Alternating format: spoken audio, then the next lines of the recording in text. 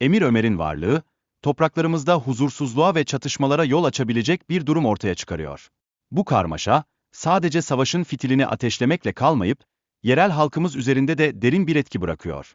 Komutan Lucas, Osman'ın emri doğrultusunda burada savaşın sadece askerler arasında olacağını vurguluyor. Bu mesaj, güç dengelerinin ne kadar değişebileceğinin nedenli kritik olduğunun altını çiziyor.